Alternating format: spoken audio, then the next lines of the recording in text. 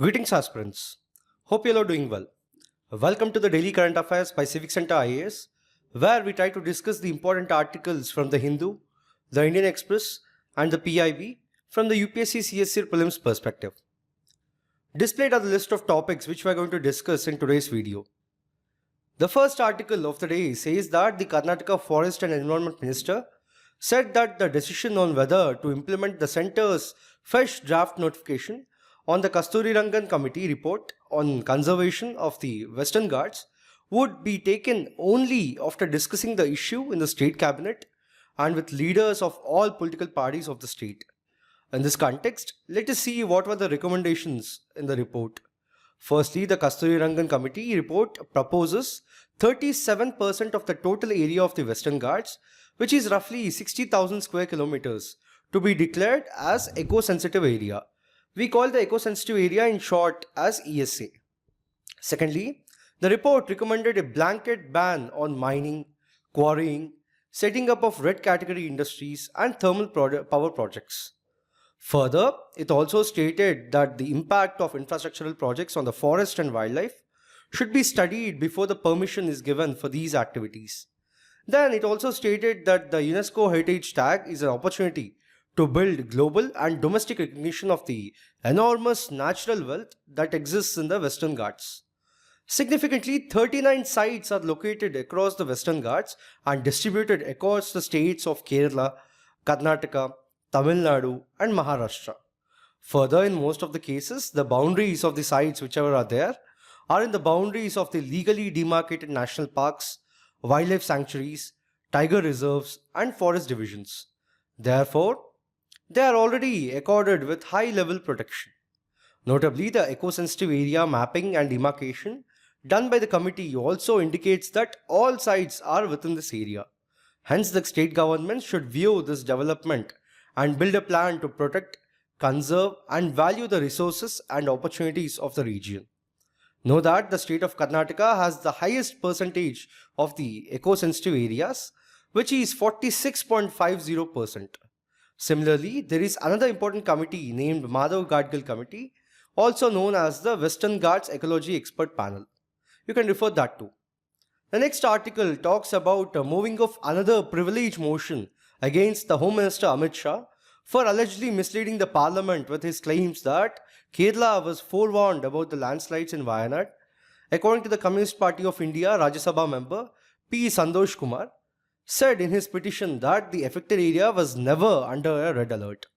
In this context, let us talk about the privilege motion and briefly touch upon the privileges committee. See, what is a privilege motion? So the parliamentary privileges are certain rights which are conferred to the members of the parliament for conducting the business of the parliament. To be more precise, there is no codified list of the exact privileges, but it includes the right of free expression in the course of parliamentary debates, and the members of parliament will not be liable for court proceedings for this. If such a privilege is breached, a motion can be raised by any member and can be admitted by the chairman.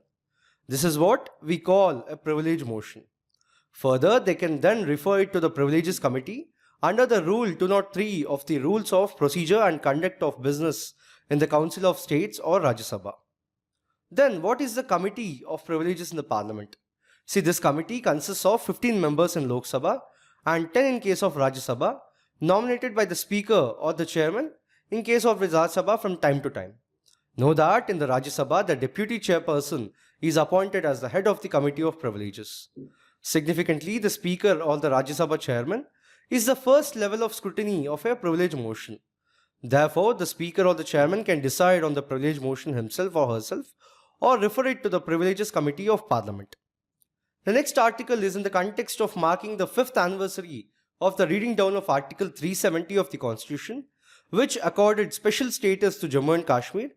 Prime Minister Shri Narendra Modi described the step as a watershed moment in the nation's history that started a new era of progress in the Union Territory. In this context, let us talk briefly about the Article 370. So what is Article 370 about? See, Article 370 is the first article of Part 21 of the Constitution, which is about temporary, transitional and special provisions.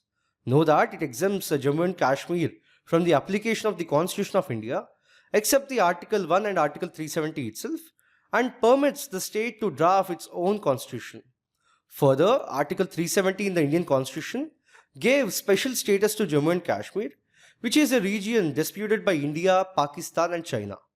Notably, it was drafted by the N. Gopalaswamy Iyengar, who was the member of the Constituent Assembly of India and was added to the constitution as a temporary provision in the year 1949. Also, it allowed the state to have its own constitution, flag and autonomy over most matters except defense, foreign affairs and communications. Notably, the citizens from other states cannot purchase the land or property in that state. Interestingly, it was based on the terms of the Instrument of Accession, which was signed by the ruler of Jammu and Kashmir, Hari Singh, in the year 1947 to join India after an invasion by Pakistan. But this provision was scrapped down and today it marks the 5 years. The next article says that the non-performing assets associated with Mudra loans given out by the public sector banks have come down in the current financial year, according to the Union Finance Minister Sri Nirmala Sitharaman. In this context, let us talk about the NPAs and later about Pradhan Mantri Mudra Yojana. So what are non-performing assets? See, a non-performing asset is a loan or advance for which the principal or the interest payment remained overdue for a period of 90 days. Further, note that the banks are required to classify NPAs further into substandard, doubtful and loss assets. Firstly, substandard assets are those assets which have remained NPA for a period less than or equal to 12 months. Then an asset would be classified as doubtful if it has remained in the substandard category for a period of 12 months. Lastly, as per RBI, a loss asset is considered uncollectible and of such little value that its continuance as a bankable asset is not warranted, although there may be some salvage or recovery value. Then moving on to talk about the Pradhan Mantri Mudra Yojana, it was launched on 8th April 2015 by Prime Minister Sri Narendra Modi. Further, it was with the aim to facilitate easy collateral-free microcredit of up to 10 lakhs to non-corporate, non-farm small and micro entrepreneurs for income-generating activities. Know that Mudra, which stands for Micro Units Development and Refinance Energy Limited, is a financial institution set up by the government. It provides funding to the non-corporate small business sector through various last-mile financial institutions like the banks, non-banking financial companies, and microfinance institutions. Notably, Mudra does not lend directly to the micro entrepreneurs or individuals. Hence, these loans are given by commercial banks, RRBs, small finance banks, MFIs and NBFCs. Further, Mudra has created 3 products, that is Shishu, Kishore and Tarun, as per the stage of growth and funding needs to be given to the beneficiary micro unit. Firstly, Shishu, which covers loans up to 50,000. Then Kishore, covering loans above 50,000 and up to 5 lakh rupees. And lastly, Tarun, covering loans above 5 lakh rupees and up to 10 lakh rupees. The next article says that the National Council of Educational Research and Training, NCRT, has dropped the preamble to the Constitution from several Class 3 and Class 6 textbooks this year. In this context, let us talk about the preamble in brief. So, the term preamble refers to the introduction or preface of the Constitution. So, it contains the summary or essence of the Constitution. Notably, the ideals behind the preamble to India's Constitution were laid down by Jawaharlal Nehru's Objectives Resolution, which was adopted by the Constituent Assembly on January 22nd of the year 1947. There are also different cases related to this preamble. Firstly, in the Berubari Union case of 1960, the Supreme Court specifically opined that preamble is not a part of the Constitution. Then, in the Kesavananda Bharati case of 1973, the Supreme Court rejected the earlier opinion and held that preamble is a part of the Constitution. Lastly, the LIC of India case in 1995 also, the Supreme Court again held that preamble is an integral part of the Constitution. Now, talking about the amendability of the preamble, as of now the preamble is only amended once through the 42nd Amendment Act of 1976. In that amendment, the terms socialist, secular and integrity were added to the preamble through the 42nd Amendment Act of 1976. The next article says that the service sector activity was robust in July, with international sales growing at third fastest pace in almost 10 years. Even as the rising input costs compelled the firms to raise the prices, at a 7-year high pace as per the HSBC India Services Purchasing Managers Index. In this context, let us talk about the relevant aspects of the index. So what is Purchasing Managers Index? See, it is a survey-based measure that asks the respondents about the changes in their perception about the key business variables as compared with the previous month.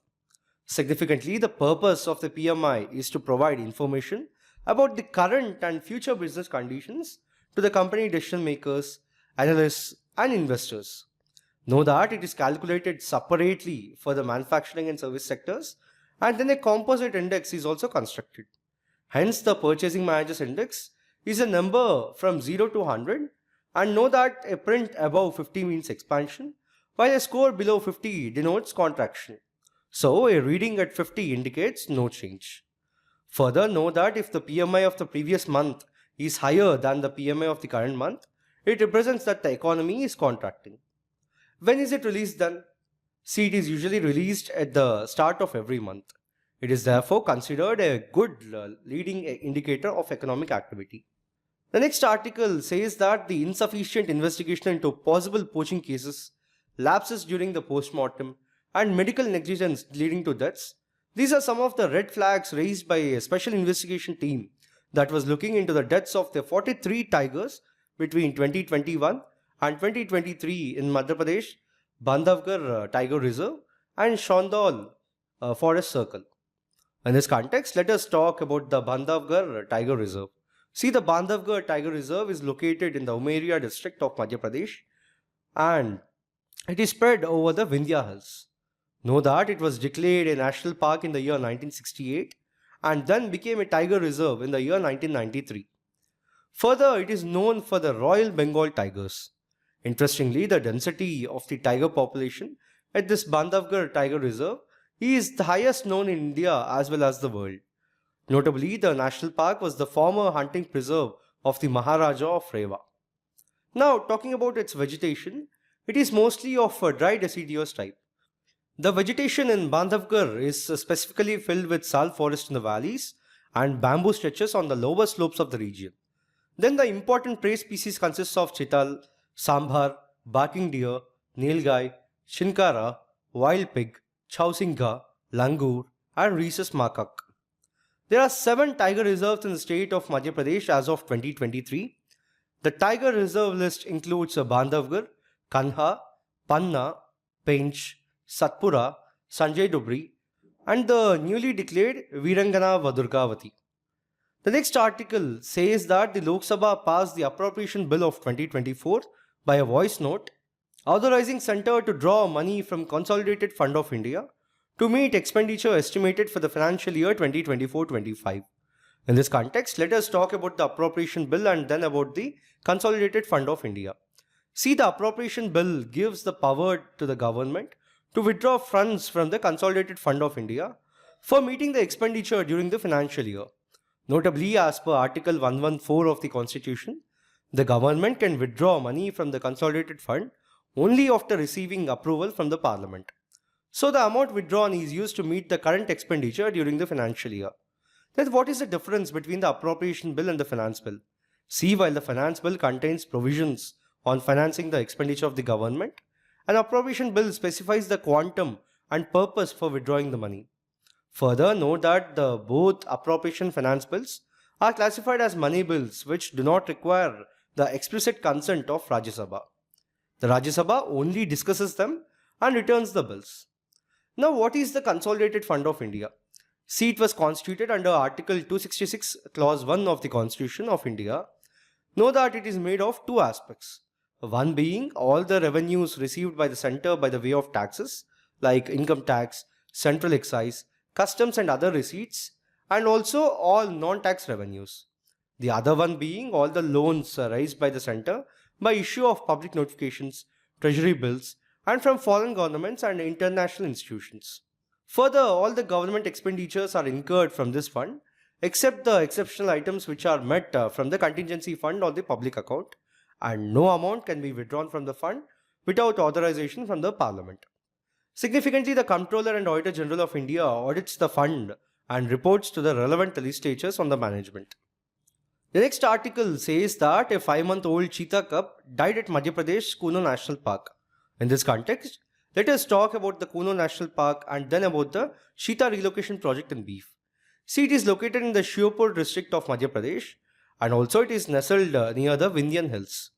Know that it is named after the Kuno river, which is one of the main tributaries of the Chambal river that cuts across it. So initially established as a wildlife sanctuary, but it was only in 2018 that the government changed its status to a national park. Significantly, this Kuno National Park was selected under the Action Plan for Introduction of Cheetah in India. Then, talking about its vegetation, see, Kuno is primarily a grassland region, though a few rocky outcrops are found here too. Trees like Kadai, Khair and Salai dominate the forested area of this national park, which is mostly mixed forest.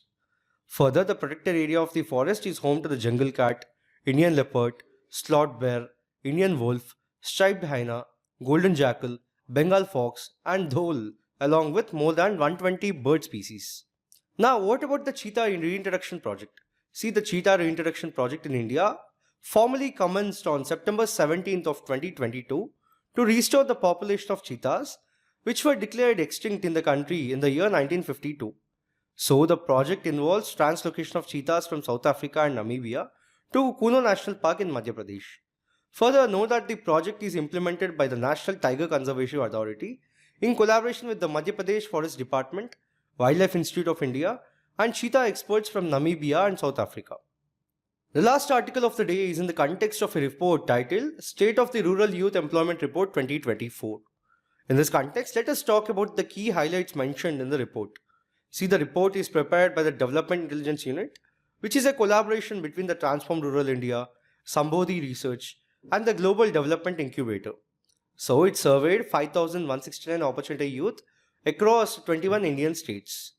Firstly, the report reveals that 70 to 85% of currently employed rural youth wish to change their jobs.